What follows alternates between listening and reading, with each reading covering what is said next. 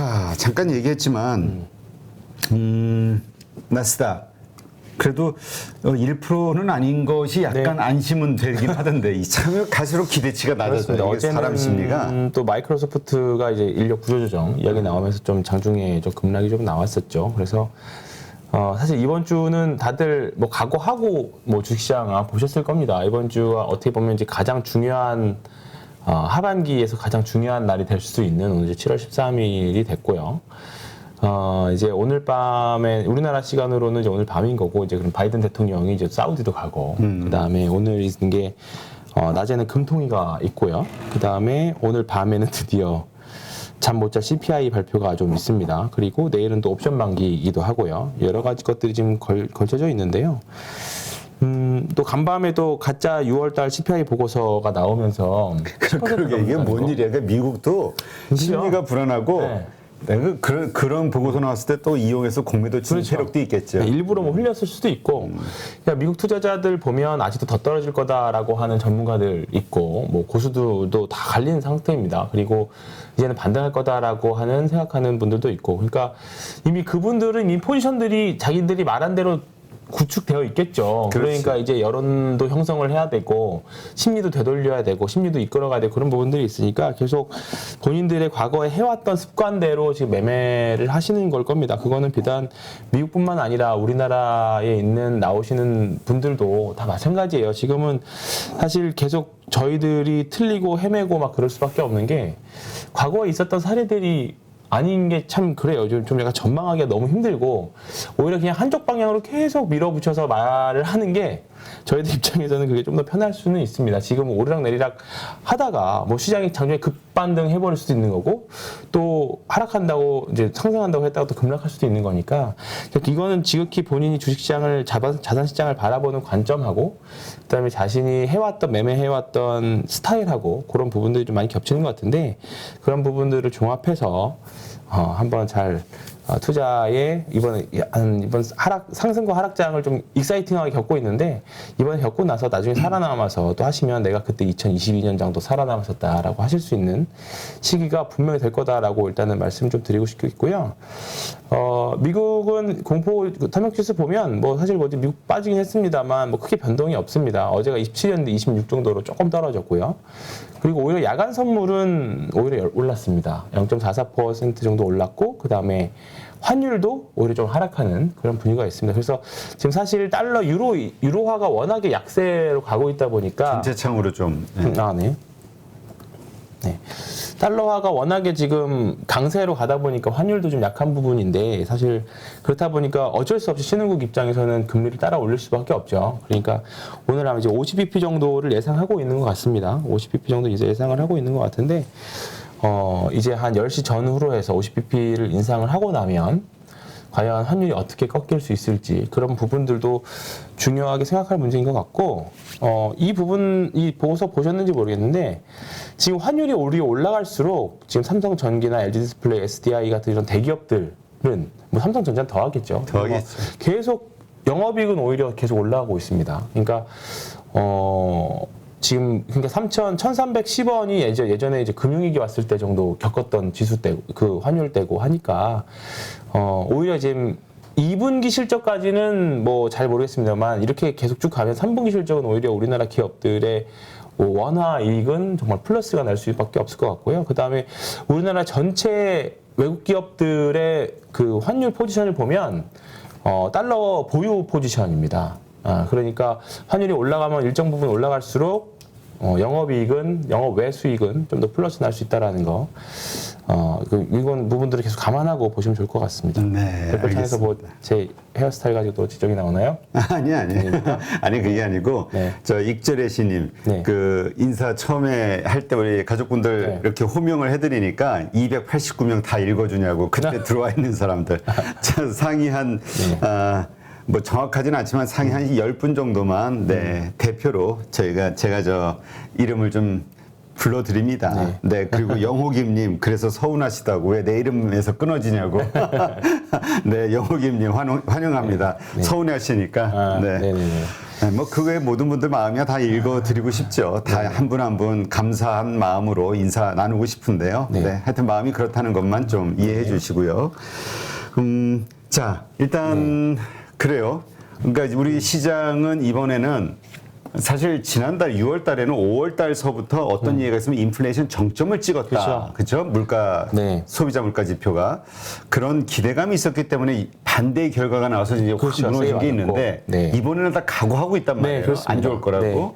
지금 어느 정도 전망치들을 보면요. 한 5월 달에 8.6이 나왔고 오늘의 이제 오후 9시 반 정도 나오는 걸로 알고 있는데 6월 컨센이 8.8입니다. 그리고 지금 대부분의 투자은행들에서 발표하는 거는 UBS라는 곳에서가 가장 세게 보고 있어서 9% 정도 보고 있고요.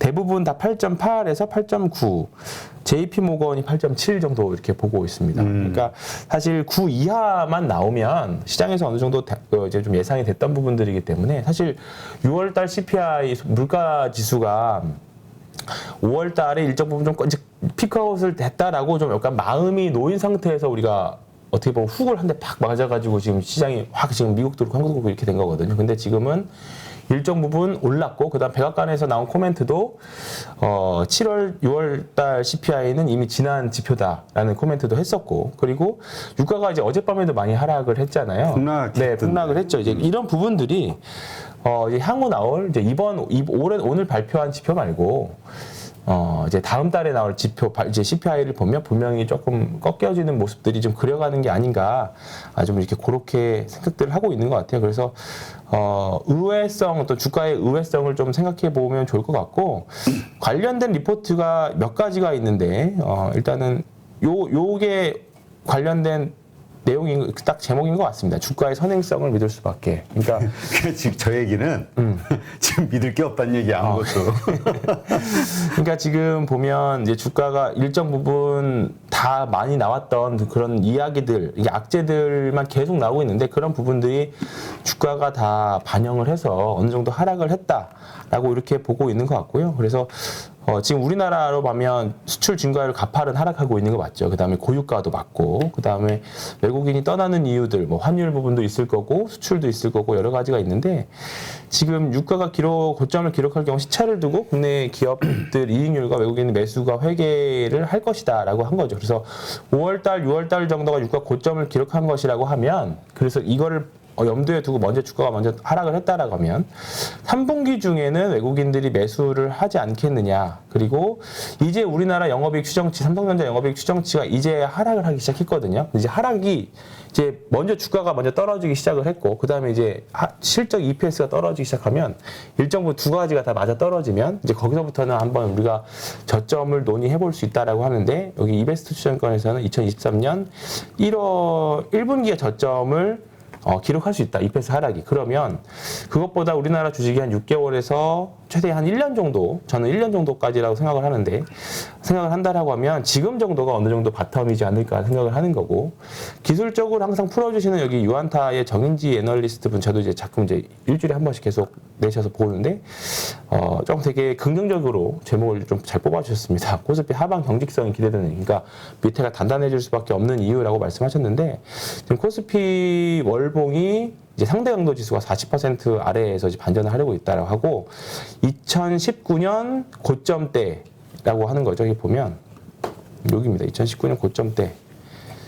이제 기술적인 예전에 저항이었다라고 하면, 이제 그때 코로나 이후에 한번 급락이 나왔다가 올라가면서 2,300포인트를 깨고 올라가니까 여기서부터 이제 가속이 나왔었거든요. 그러니까 이제 기존의 저항선이 이제 지지선이 바뀐 그런 구간이긴 한데, 사실 뭐 기술적 분석이라는 게 코에 걸면 코걸이고 귀에 걸면 귀걸이라서, 그렇게 따지면 뭐 기존 지지선이었던 2,000포인트까지도 충분히 밀릴 수 있는 구간은 맞기 때문에 아직 외부 변수들이 해결된 게 아니라서 요렇게 해서 일단은 2,300포인트가 중요한 저항대에 돌입해 있다, 이렇게 보시면 될 것 같고요. 최근에 수급적으로 아까 말씀드렸던 여기서 이 리포트 보면 외국인이 떠나는 이유, 그리고 3분기 중에 외국인의 매수세 기대해 볼 수 있다라고 말씀을 하셨는데, 최근에 삼성전자 개별 수급을 보면 조금 다릅니다. 삼성전자 지금 보면 종합으로는 외국인들이 확실히 이제 조금 여전히 매도세가 계속 쭉 되어 있기는 하죠. 근데 삼성전자의 최근 3일, 3, 4일을 보면 좀 다르죠. 여기 보시면 삼성전자 외국인들이 매수세가 계속 들어오고 있습니다. 조금 기존의 결과는 좀 다른 물량들이 좀 들어오고 있습니다. 이때도 많이 들어왔고 좀 작게서 안 보이시려나? 네, 이렇게 보시면 이게 안 늘어나네요. 네. 네, 삼성전자 매수대를 보시면 이거는 뭐 개별적으로 다 보실 수 있으니까 삼성전자 최근에 외국인 수급을 보면 일단은 7월 7일부터 지난주부터 조금 의미 있는 수량이 좀 들어오고 있습니다. 이 부분들이 사실 2,300포인트를 지지하게 하는 이유일 수도 있습니다. 그러니까 지수를 방어하는. 근데 이거를 조금 더 마이크로하게 이번 주에 한해서만 본다라고 하면 지금 내일이 옵션 만기잖아요. 그러니까 옵션 만기를 앞두고 제가 조금 이제 같이 주식을 하시는 선배님들이랑 얘기해 봤을 때는 외국인들이 지금보다 조금 더 지수대가 높아져야 더 수익이 극대화되는 지금 포지션이거든요.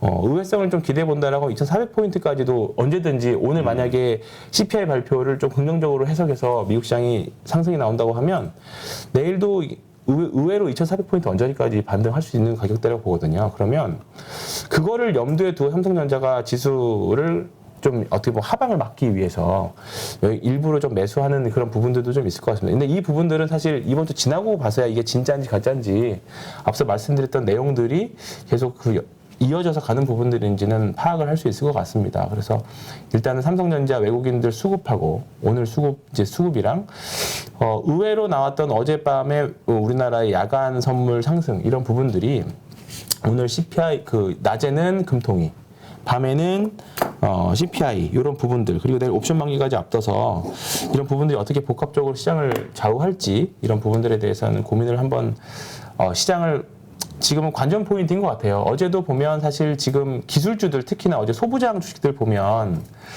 너무 안타까울 정도로 많이 떨어진 주식들이 많이 있거든요. 그러니까 어제는 이제 DB하이텍이 이제 분사 이슈가 나오면서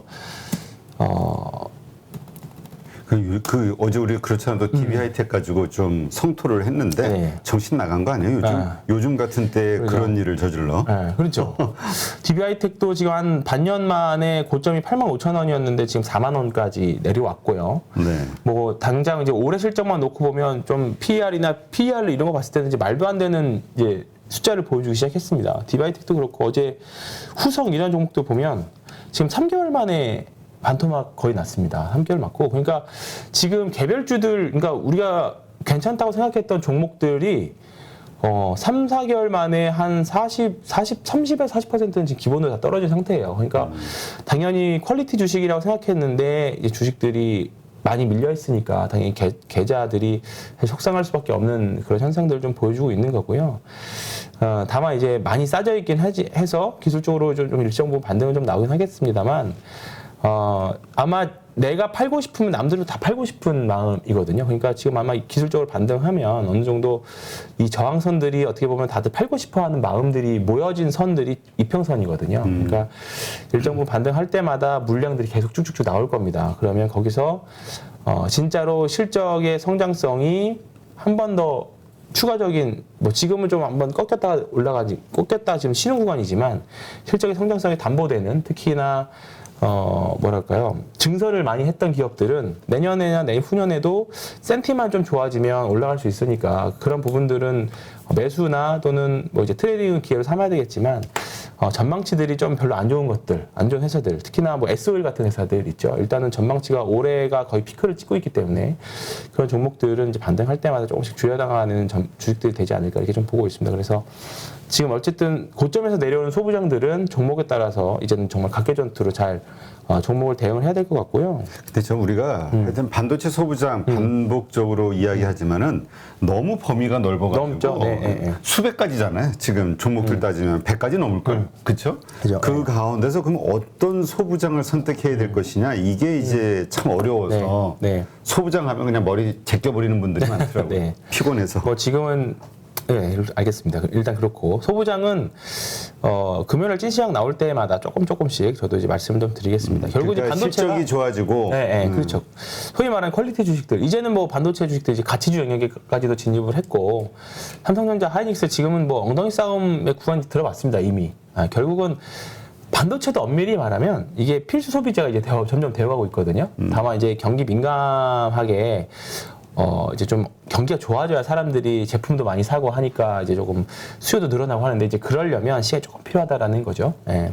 근데 그 시간이 언제냐다라는 거에 대한 조금 힌트가 6월 말에 나왔던 KB증권 리포트, 요 리포트는 한번 구해서 보시면 굉장히 좀 좋을 것 같습니다. 7월 월간 전략이긴 한데 올해 하반기나 내년까지를 관통하는 내용들이 좀 많이 적혀 있습니다. 그 중에서 여기 주가의 그 약세장의 후반기 두 가지 시그널이라고 하는데 그 중에서 지금 실적이랑 우리가 쉽게 생각할 수 있는 PER하고 실적하고 PER하고 EPS의 관계를 통해서 여기서 정해주고 있는데요. 지금이 주가 상승을 1단계부터 4단계까지 하는 전략을 이렇게 보고 있는데 자 여기 쭉 보시면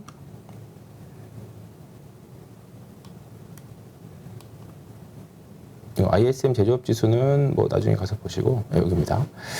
1단계 강세장 말기 이게 2021년 상반기 정도 되겠죠. 그때는 PE가 정점에서 하락을 하지만 주가는 여전히 올랐던 그때 시작이었고 2단계가 PE가 이제 하락을 가속하면서 약세장이 시작했나. EPS는 가장 유지됐었던 그러니까 올해 정도가 된 것 같아요. 올해. 작년 말부터 올해까지. 그러니까 작년 말에 나왔던 게 올해 2021년 대비 2022년 실적은 그냥 작년 대비 그냥 동등하다, 그냥 플랫하다였어요. 이게 과연 하락의 원인이 될 수 있느냐였는데 이제 이게 비관론이 확산되면서 하락하기 시작했죠. 삼성전자도 그렇고 뭘 하락하면서. 근데 이제 주가가 어느 정도 많이 떨어지면 피해 하락이 멈춰버립니다. 그러니까 지금인 거죠, 지금. 그래서 지금이 2단계에서 3단계 정도 요 사이라고 보고 있는 거고요. 그러다가 아까 서두에 말씀드렸던 것처럼 PER도 하락을 하다가 멈추고 EPS도 하락을 추정치들이 쭉 내려오다가 멈춰요. 그러면 그렇게 되면 PER이 상승할 수 있는 소위 말하는 우리가 모멘텀들이든 뭐든 수출 증가율이든 뭐가 나오면서 상승한다 그러면 그게 이제 반등장의 시작이라고 보는데 그게 나오는 게 이제 조금 아직은 시간이 좀 남았다라는 거고 뭐 구체적인 지금 여기 이 구간이라는 거죠. 그러면서 말씀드렸던 것처럼 우리 코스피도 쌍바닥은 한번 만들어야 되고 이 구간을 한번 겪었던 게 기술적으로 겪었던 게 2019년 말이죠. 2018년에 2019년 요때 2019년, 네, 이때 18, 여기입니다. 요 정도 구간, 네, 요 정도 구간. 한 3년에서 조금 길게는 요 한 반년 정도까지, 네, 여기까지. 그러니까 내년 상반기 정도까지. 이때가 10월이거든요. 근데 이때가 지금 한 5월 정도로 본다라고 하면 올 연말 정도까지 해서 계속 진통이 아마 있을 거라는 거죠. 그러니까 종합주가 지수도 아시면 아시겠지만 올라갈수록 저항선에서 한번 내려왔다가 올라갔다 반복하면서 장기 매물들을 소화하다가 그리고 나면 소화가 일정 부분 되면 기가 막히게 수출 증가율도 늘어나고 반도체 가격도 다시 정상화되고 시장 심리도 정상화되겠죠. 그렇게 되면 올라가는 과정이 좀 이제 나올 겁니다. 그래서 지금 여기니까 올라갔다 내려갔다 하면서 이 평선들의 에너지 수렴을 하면서 이제 좀 어떻게 보면 에너지를 모으는 구간이 필요하다라는 거죠. 그럼 그때까지는 결국 트레이딩 바이를 할 수밖에 없다. 이제 이 정도 떨어지면 이제 기술적으로는 과대 낙폭인 주식들이 이제 막 리바운딩이 좀 세게 나올 겁니다. 그러면 세게 나올 때 그런 주식들을 조금 비중을 줄여서 상대적으로 강한 주식들, 지금 아무도 안 봤던 주식들 중에 있어서 결국 센 게 지금 제약바이오하고 제약바이오가 진짜 희한하게 필수 소비재라는 이슈로 지금 올라오고 있거든요. 그런 이슈로 붙으면서 그러니까 이거는 이제 그저께 나왔었던 제약바이오 섹터인데요. 경기 방역 관점에서 제약바이오 주목하자. 이게 어떻게 보면 성장주로 바라볼 수도 있고, 우리가 아무리 경기가 안 좋아도 약은 계속 써야 되니까, 그 경기 관점에서 바라보고 주목하자라고 하는데, 지금 미국도 사상 최고치를 올라가는 종목들은 대부분 제약바이오 섹터들이고, 한국도 상대적으로 강한 게 지금 제약바이오 섹터들, 뭐 한미약품이나, 그 다음에 최근에 SK바이오사이언스는 이제 최근에 코로나가 다시 확진하면서, 좀 그런 부분들이 좀 있는데, 지금 우리나라 한미약품, 대웅제약, 뭐 여러 가지 제약바이오, 그 다음에 바이오 섹터 중에서도 아래에서 이제 올라오고 있는 종목들이 많습니다. 그러니까, 제약 말고 실적을 조금 추정하기 어려운 제약 어려운 제약 바이오 주식들도 지금 최근에 이제 종목들이 오르락 내리락이 좀 심하긴 한데 바닥에서 분명히 좀 탄력이 굉장히 좋아졌거든요. 그래서 이 리포트에서 나오는 거 보면 이제 CMO에 주목하자인데 CMO가 결국은 우리가 반도체 파운드리처럼 글로벌 제약사들이 이제 이렇게 설명서를 좀 이렇게 만들어 위탁 생산하는 게 CMO잖아요. 그렇지. 그 업체 중에 대표적인 게 삼성바이오로직스고요. 내년에 이제 이게 오리지널 약들이 특허 만기되는 게 굉장히 많이 있습니다. 올해. 그러면 내년 상반기부터 이제 복제약들이 많이 쏟아지거든요. 그러면 결국은 삼성바이오로직스부터 시작해서 제약바이오에 조금 돈들이 좀 들어오지 않겠느냐. 그리고 바이오라는 게 한국 주식시장이라는 게 미국은 밸류에이션을 좀 많이 따라가지만 한국 시장이 1등 항상 증시가 1등으로 갔다가 꼴등으로 갔다가 움직이는 게 약간 모멘텀이 굉장히 좀 민감하게 반응한 시장이거든요. 그러니까 특히나 제약바이오가 이런 뭐 실적과 좀 상관없이 모멘텀으로 움직이는 그 종목이라고 섹터라고 봤을 때 제가 작년 사실 말부터 계속 제약바이오 말씀드리긴 했습니다만 이제는 조금 진짜로 주목을 해야 될 때가 점점 다가오지 않겠느냐. 이게 무 자르듯이 딱 끊기고 여기서부터 제약바이오 올라가면 이게 아니라 알게 모르게 지금 제약바이오 섹터들이 스물스물 올라가거든요. 이거 보면 한미약품도 그렇고요.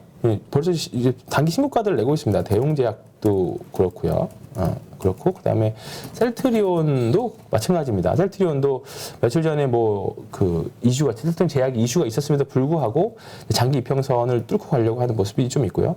그다음에 실적이 올해 하반기에 생각보다 안 좋을 걸로 평가받고 있는 바이오팜도 지금 시장 대비 생각보다 좀 견조하게 잘 견뎌주고 있습니다. 그러니까 이런 부분들이 이미 시장에서 선조정을 다 먼저 받았어요. 받았고 그런 부분들이 이제 올라가면서 매물 소화와 이제 모멘텀들이 좀 겹쳐지고 있는 그런 구간들입니다. 그래서 하나증권 산업제약을 보면 요거까지 한번 보면 말씀드릴 것 같은데 여기 보시면 여기 하나투자증권 리포트에서는 삼성바이오로직스, 셀트리온, 헬스케어, SK바이오사이언스, 바이오팜, 유한양행, 한미약품, 대형제약, 이제 JW 중해제약을 이제 커버리지하면서 계속 실적을 커버하고 있고요. 이제 CMO 요거 온 거죠. CMO가 여전히 견조한 수요라고 하고 있고 전문의약품이 계속 이제 늘어날 것 같다라고 하고 삼성바이오로직스는 이미 이 부분들을 감안해서 이미 대규모 캐펙스 투자를 했습니다. 설비 투자를 했습니다. 그렇기 때문에 삼성바이오로직스 수주 잔고는 계속 늘어나고 있고요. 여기까지 한번 보시면 될 것 같은데 공급계약 내역 요거 보시면 다 이제 위탁 생산 공급계약 내역들입니다. 다른 이제 글로벌 제약사들이 이렇게 만들어 달라고 하는 거고 내년에 이제 대표적으로 바이러시밀러 시장이 본격적으로 커진다. 왜냐하면 휴미라하고 그다음에 스텔라라가 이게 조금 이제 만기가 돼서 특허가 만기가 되니까 이제 그러면 이걸 복제를 할 수 있고 복제약을 할 수 있다라고 하는 거거든요. 그래서 이미 그 휴미라 같은 면역 질환 치료제는 이미 다 준비가 돼 있어요. 벌써 내년 1월 30일 날 벌써 출시 가능성 되어 있고 삼성바이오로직스하고 머크에서 하는 이제 휴미라의 시밀러들이 이제 내년에 다 우르르 쏟아져 나옵니다. 근데 이제 이런 부분들이 이렇게 다 준비가 되어 있는 거죠. 그러니까 내년 딱 특허 만기해서 그때부터 개발하는 게 아니라 특허가 만기 대점 맞춰가지고 복제약을 면적하는 거죠. 그러면 삼성바이오로직스나 셀트리온이나 이런 이제 CMO를 할 수 있는 회사들로 뭐 여기는 뭐 복잡하니까 좀 큰 의미는 없는 것 같고 준비를 하고 있다는 거죠. 그러면 내년에 이런 시밀러를 할 수 있는 복제약 할 수 있는 회사들, 뭐 작은 회사들 중에서는 바이넥스도 있고요. 그런 회사들은 지금 작년과 올해와는 확실히 좀 다른 모습, 실적으로도 기대해 볼 수 있는 종목들이 좀 많이 있습니다. 그래서 그러다가 이제 불이 확 붙으면 이게 가속이 엄청 심하게 나올 수도 있거든요. 그러니까 그런 부분들은 염두에 두시고 계속 제약바이오 섹터들은 지금부터 공부해도 전혀 늦지 않다라는 거 계속 말씀드리고 싶습니다. 네, 알겠습니다. 네, 얼마 전에 그 셀트리온 헬스케어 전 대표 모시고 이제 바이오주에 대해서 이야기를 나눴는데, 하여튼 또 이 바이오에 대해서 궁금하신 분들은 그 영상 또 좀 보시면 더 참고가 되실 것 같고요. 네, 이제까지 신한금융투자 황희연 팀장과 함께했습니다. 오늘 좋은 인사이트 고맙습니다. 네, 고맙습니다. 누구나 1시간 안에 200개 종목에서 좋은 종목을 고를 수 있는 그런 능력을 배양할 수 있도록 제가 도와드리려고 그렇게 하고 있습니다.